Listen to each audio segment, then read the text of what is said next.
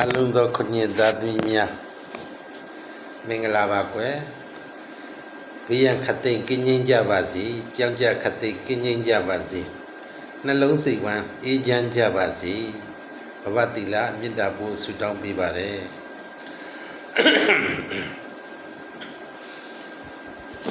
မနေ့မိုးလင်းလို့ရှိရင်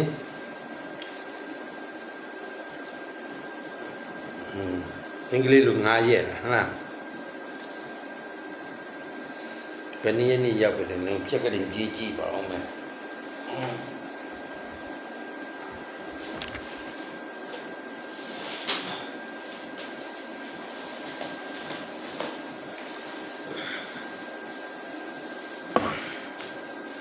ဖြက်ကလေးလည်းကြည့်အောင်ဒီလာပဲ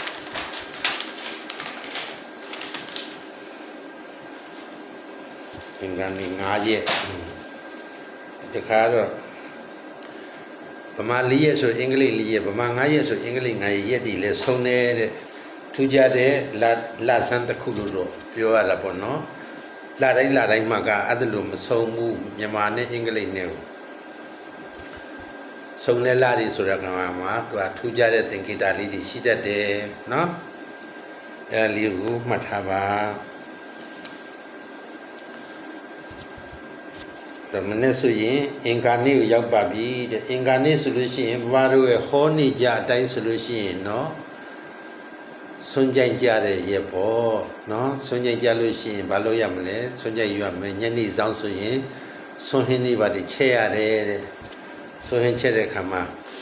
ထင်းနေပါတိလို့တဲ့ထင်းကမယန္တာထင်းနဲ့နော်မိသွေးကောင်းနေတဲ့ဆိုတာဟုတ်ဒါ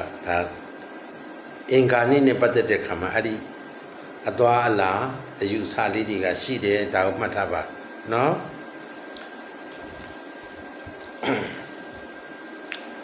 အဲ့တော့အထုတလေမှားကျင်တာကနှစ်ဖက်အင်္ဂါနေ့မှာသူက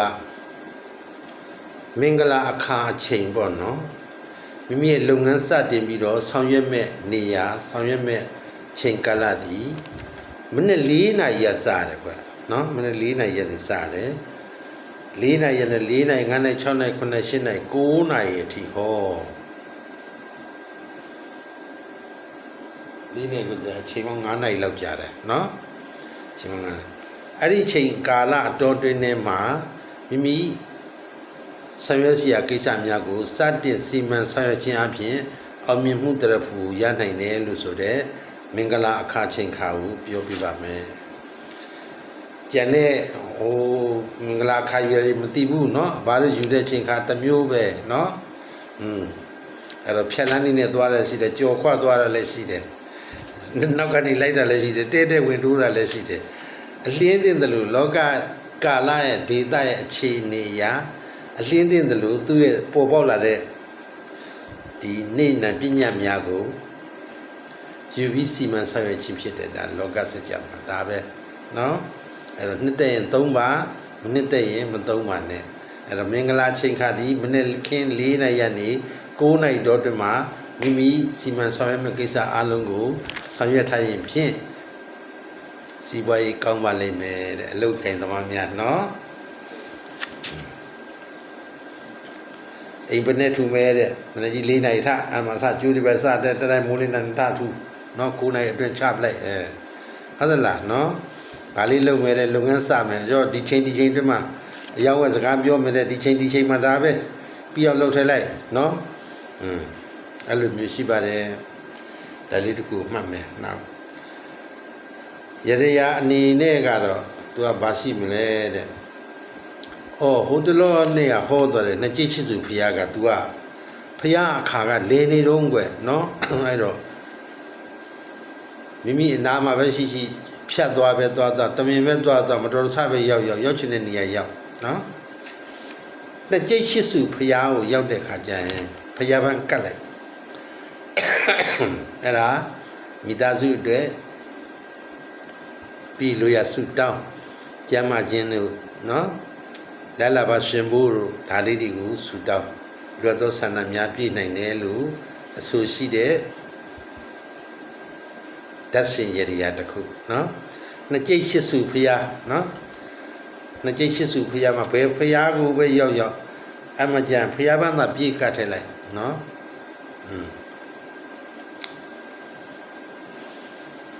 အဲ့ဒါမိမိအတွက်ခါတိုင်းလှူတာတဲ့ပို့ပြီးတော့အကျိုးရှိတယ်လို့ဆိုတဲ့ကာလအချိန်ခါရဲ့ဒီရဖြစ်ပါတယ်နော်အဲ့တော့မနှက်ဖန်ကလိုနေရာမျိုးအနည်းမျိုးမှာပြောပါတယ်နော်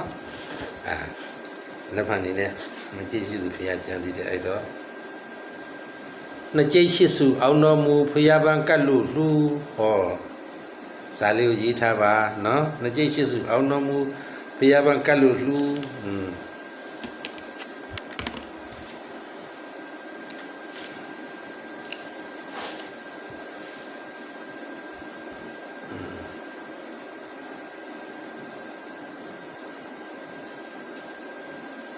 ကာလရဲ့အခါတစ်ခုပြောမယ်ဆိုရင်တော့ဗမင်းခေါင်ရဲ့အခါကတော့မပြီးသေးဘူးတဲ့မင်းခေါင်မင်းဆိုတော့ကျတပတိနံခေါင်ဆိုတာကတနင်္လာနံမင်းခေါင်နော်ဘာကြောင့်လဲလို့ဆိုတော့စာစုအလိုက်လေးတွေကြည့်မယ်ဆိုလို့ရှိရင်နောက်ဆုံးပိတ်မှာထီများလောက်ကြသူတရားဘာဖြစ်လဲ54ဆိုတဲ့ကဏ္ဍကိုတခုထွက်တယ်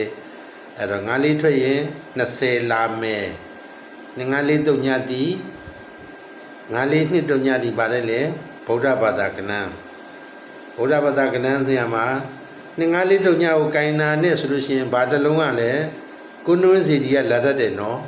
ကုနှွင်းစီတီဆိုလို့ရှိရင်ဘာဖြစ်မလဲဟောမဟုတ်တမိုင်ပတ်လေလာတတ်တယ်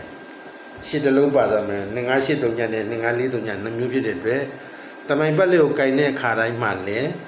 ၄တလုံးထည့်ရတယ်လို့ဗုဒ္ဓဘာသာကိုကင်တဲ့ခါတိုင်းမှာလည်းရှစ်တလုံးကိုသုံးခြင်းအပြင်အလုံးပြည့်စုံတယ်လို့သတ်မှတ်ထားပါတယ်အဲ့ဒါလေးကိုကြကုတ်ကြကဲဘယ်တော့မှမမေ့ဘဲနဲ့သာလျှင်စီမံကြဆောင်ရွက်ကြဖို့အတွက်ဘဘကကြံပြုလိုက်မယ်နော်အဲ့တော့ရာသီဥတုကတော့ပူတယ်ကွယ်ဘယ်တော့မှမိုးအေးမယ်မသိဘူးเนาะမိုးအေးရင်တော့မိုးအေးတယ်ကိုလေးကွယ်နော်မိုးအေးတယ်ကိုလေးကွယ်စငါလန်ကတန်တန်ရက်တောင်ဖုန်းနံပါတ်လိုဖြစ်နေမှာเนาะကိုဆရာသခင်ရှိစဉ်ကတော့မြဲတယ်ဟောတယ်ကိုင်ရန်ဖုန်းလေးရန်ကောင်းတယ်လေကိုဖုန်းအဲ့လိုညူလို့ကြာနေပြီနော်